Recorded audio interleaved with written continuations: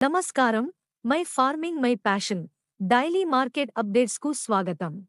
బెంగాల్లో గణనీయంగా పెరిగిన బంగాళాదుంప ఉత్పత్తి మందగమనంలో ధరలు 2023-24లో పశ్చిమ బెంగాల్లో 1 కోటి టన్నుల బంగాళాదుంపలు ఉత్పత్తి కాగా ప్రస్తుత సీజన్ 2024-25లో 1.15 కోట్ల టన్నులకు ఎగబాకిందని కోల్డ్ స్టోరేజీల సంఘం పేర్కొన్నది. 2012-13 నుండి ఇప్పటి వరకు అత్యంత గరిష్ట ఉత్పత్తిగా చెప్పబడుచున్నది.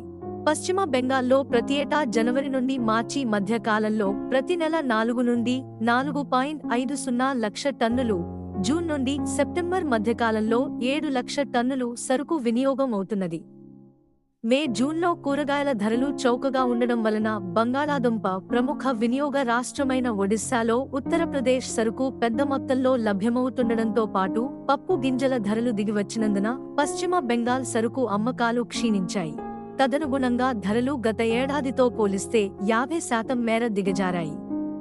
ప్రస్తుతం జ్యోతి రకం బంగాళాదుంప ధర గత ఏడాది ఇదే వ్యవధితో పోలిస్తే ప్రతి కిలో 24-25 నుండి తగ్గి 12 నుండి 14 మధ్య కదలాడుతున్నది. ఫిబ్రవరి-మార్చిలో కొత్త సరుకు రాబడి అయిన తర్వాత రైతులకు ప్రతి కిలో ధర ₹10 లభ్యమవుతున్నది. కోల్డ్ స్టోరేజీలకు లోడింగ్ ధర 10 నుండి ₹11 లభ్యం కాగా ప్రస్తుతం 7 నుండి ₹8 పడిపోయింది. రాష్ట్రంలో బంగాళాదుంపల సరఫరా సజావుగా కొనసాగేందుకు ముఖ్యమంత్రి మమతా బెనర్జీ రాష్ట్రం వెలుపల సరుకు రవాణాపై ఆంక్షలు విధించింది.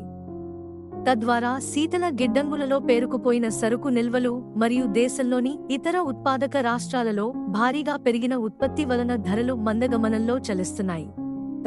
ఇలాంటి మరిన్ని అప్డేట్స్ కోసం వాచ్ చేస్తూనే ఉండండి టీవీ7.